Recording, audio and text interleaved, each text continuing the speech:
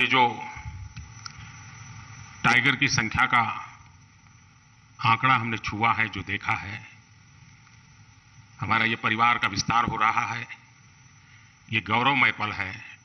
मैं आप सबसे आग्रह करता हूं, इन टाइगर के सम्मान में अपने स्थान पर खड़े होकर के हम टाइगर को स्टैंडिंग ओवेशन दें।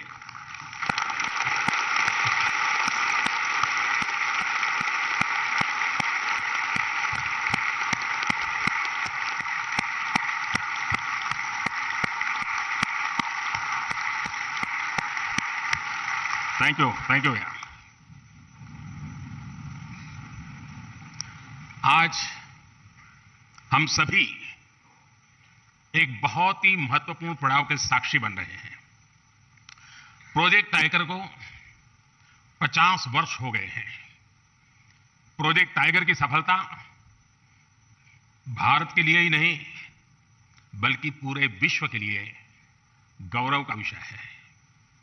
भारत ने टाइगर को न सिर्फ बचाया है, बल्कि उसको फलने फूलने का एक बेहतरीन इकोसिस्टम दिया है।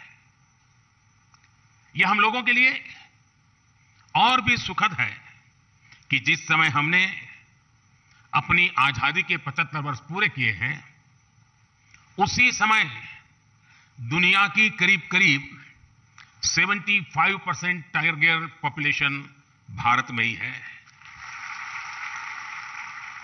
यह भी संयोग है कि भारत में टाइगर रिजर्व भी 75,000 वर्ग किलोमीटर का, और बीते 10-12 वर्षों में टाइगर पॉपुलेशन भी 75% बढ़ी है। यह सभी के प्रयासों से संभव हो सका है, और इसके लिए मैं पूरे देश को बहुत बहुत बधाई देता हूं। साथियों, आज विश्व भर के वन्य जीव प्रेमियों के मन में यह सवाल है, जब अनेक टाइगर रेंज देशों में उनकी आबादी स्थिर है या आबादी घट रही है, तो फिर भारत में तेजी से बढ़ क्यों रही है? इसका उत्तर है भारत की परंपरा, भारत की संस्कृति और भारत के समाज में बायोडायवर्सिटी को लेकर, पर्यावरण को लेकर जो हमारा स्वाभाविक आग्रह है, और वही सफलता के अंदर छिपा हुआ है। हम इकोलॉजी और इकोनॉमी में कॉन्फ्लिक्ट नहीं मानते, बल्कि दोनों के बीच को एग्जिस्टेंस को महत्व देते हैं। हमारे यहां टाइगर से जुड़ा हजारों वर्ष पुराना इतिहास है। मध्य प्रदेश में पाई गई 10,000 साल पुरानी रॉक आर्ट्स में टाइगर के चित्र पाए गए हैं। सेंट्रल इंडिया में रहने वाले भारिया और महाराष्ट्र में रहने वाले वर्ली जैसे देश के अनेक समुदाय टाइगर को पूजते हैं, वर्शिपर। हमारे यहां अनेक जनजातियों में टाइगर को अपना बंधु माना जाता है, भाई माना जाता है। और टाइगर मां दुर्गा और भगवान अयप्पा का वाहन तो है ही। Friends, India is a country where protecting nature is a part of culture. This is why it has many unique achievements in wildlife conservation. With only 2.4% of the world's land area, India contributes about 8% of the known global diversity. India is the largest tiger range country in the world. With nearly 30,000 elephants, we are the largest Asiatic elephant range country in the world. Our rhino population of nearly 3,000 makes us the largest single-horned rhino country in the world. We are the only country in the world to have Asiatic lions. The lion population has increased from around 525 in 2015 to around 675 in 2020. Our leopard population went up by over 60% in just 4 years. The work being done to clean up rivers, such the Ganga, has helped biodiversity. Some aquatic species that were considered to be in danger have shown improvement.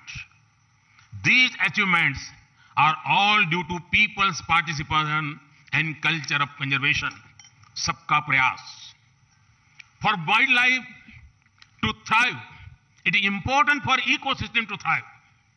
This has been happening in India. While celebrating 75th year of independence, India added 11 wetlands to its list of Ramsar sites. This took the total number of Ramsar sites to 75. Forest and tree cover are also increasing. India added over 2,200 square kilometers of forest and tree cover by 2021 when compared to 2019. In the last decade, the number of community reserves increased from 43 to over 100. In a decade, the number of national parks and sanctuaries around which eco-sensitive zones were notified increased from 9 to 468. साथियों, wild life conservation के इन सभी प्रयासों में मुझे गुजरात के अपने लंबे अनुभव का भी लाभ मिला है। मैं जब गुजरात का मुख्यमंत्री था तब मैंने लायंस पर काम किया था। वहीं मैंने सीखा कि किसी वन्य जीव को बचाने के लिए हम सिर्फ एक भौगोलिक दायरे में सीमित नहीं रह सकते। हमें इसके लिए स्थानीय लोगों और एनिमल के बीच एक रिश्ता बनाना होगा। ये रिश्ता इमोशन का भी होना चाहिए और इकोनॉमी का भी होना चाहिए। इसलिए गुजरात में हमने वन्य प्राणी मित्र कार्यक्रम चलाया। शिकार जैसी गतिविधियों पर निगरानी रखने के लिए यह व्यवस्था शुरू की गई। इसके लिए कैश रिवॉर्ड भी रखा गया। हमने गिर के लायंस के लिए एक रिहेबिलिटेशन सेंटर भी खोला। गिर क्षेत्र में हमने फॉरेस्ट डिपार्टमेंट में महिला बीट गार्ड्स और फॉरेस्टर्स की भर्ती भी की। इसने लायन है तो हम है तो लायन है की भावना को निरंतर मजबूत किया।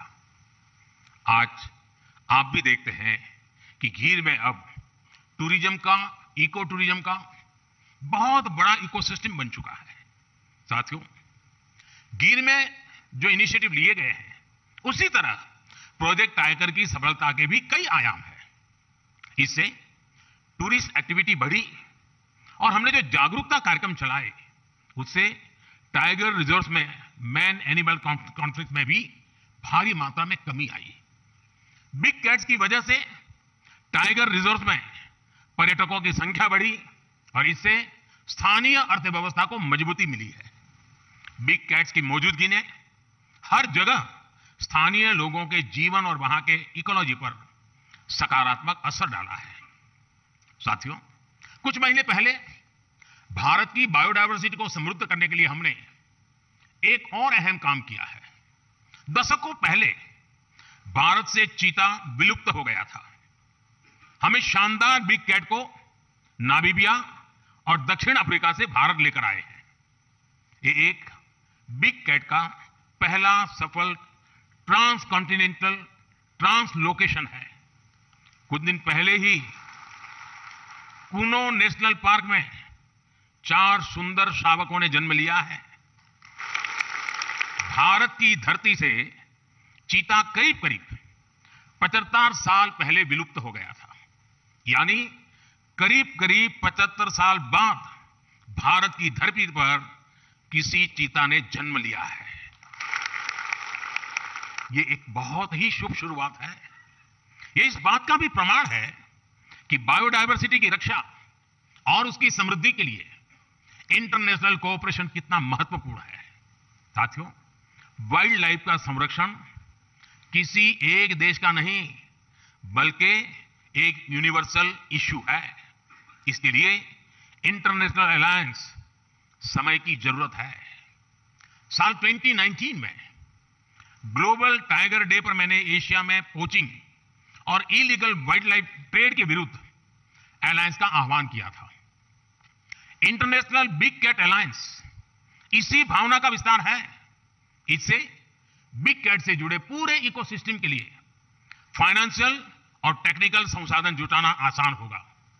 इससे भारत सहित तमाम देशों के अनुभवों से निकले कंजर्वेशन और प्रोटेक्शन एजेंडा को लागू करने में आसानी होगी। इंटरनेशनल बिग कैट अलायंस, उसका फोकस दुनिया की 7 प्रमुख बिग कैट्स के संरक्षण पर होगा। यानी जिन देशों में tiger, lion, leopard, snow leopard, puma, jaguar और चीता है, ऐसे देश इस अलायंस का हिस्सा होंगे। इस अलायंस के तहत सदस्य देश अपने अनुभव शेयर कर पाएंगे, अपने साथी देश की ज्यादा तेजी से मदद कर पाएंगे। ये अलायंस रिसर्च, ट्रेनिंग और कैपेसिटी बिल्डिंग पर भी जोर देगा। हम साथ मिलकर इन प्रजातियों को विलुप्त होने से बचाएंगे, एक सुरक्षित और बेहतरीन इकोसिस्टम का निर्माण करेंगे। साथियों, मानवता का बेहतर भविष्य तभी संभव है जब हमारा पर्यावरण सुरक्षित रहेगा, हमारी बायोडायवर्सिटी का विस्तार होता रहेगा। यह दायित्व हम सभी का है, पूरे विश्व का है। इसी भावना को हम अपनी G20 अध्यक्षता के दौरान निरंतर प्रोत्साहित भी कर रहे हैं। G20 का motto one earth, one family, one future यही संदेश देता है। COP26 में भी हमने अपने लिए बड़े और महत्वाकांक्षी लक्ष्य तय किए हैं। मुझे पूरा विश्वास है कि आपसी सहयोग से हम पर्यावरण संरक्षण के हर लक्ष्य को प्राप्त करेंगे। साथियों, इस कार्यक्रम में जो विदेशी अतिथि आए हैं, जो दूसरे राज्यों से यहां हमारे मेहमान आए हैं, उनसे मैं एक और बात भी कहना चाहता हूं। आप सभी को यहां एक और लाभ जरूर उठाना चाहिए। ये जो सह्याद्री का क्षेत्र है, वेस्टर्न घाट का क्षेत्र है, यहां अनेक ट्राइब्स रहती हैं। वे सदियों से टाइगर सहित हर बायोडायवर्सिटी को समृद्ध करने में जुटी है। उनका जीवन, उनका कल्चर पूरी दुनिया के लिए बहुत उत्तम उदाहरण है। प्रकृति से जितना लिया उतना ही प्रकृति को लौटाया। ये बैलेंस कैसे काम करता है, वो हमें यहां सीखने को मिलता है, इस आदिवासी परंपरा में देखने को मिलता है। यहां आने से पहले मेरी ऐसे अनेक साथियों से बातचीत भी हुई है और इसी कारण मुझे आने में भी देर हो गई। जिस द एलिफेंट विस्परर्स डॉक्यूमेंट्री को ऑस्कर मिला है, वो भी नेचर और क्रिएचर के बीच के अद्भुत संबंधों की हमारी विरासत को दर्शाती है। मिशन लाइफ यानी लाइफस्टाइल फॉर एनवायरनमेंट के विजन को समझने में भी आदिवासी समाज की जीवन शैली से बहुत मदद मिलती है। मेरा आग्रह है कि आप हमारे आदिवासी समाज के जीवन और परंपरा से कुछ ना कुछ जरूर अपने देश, अपने समाज के लिए लेकर के जाएं।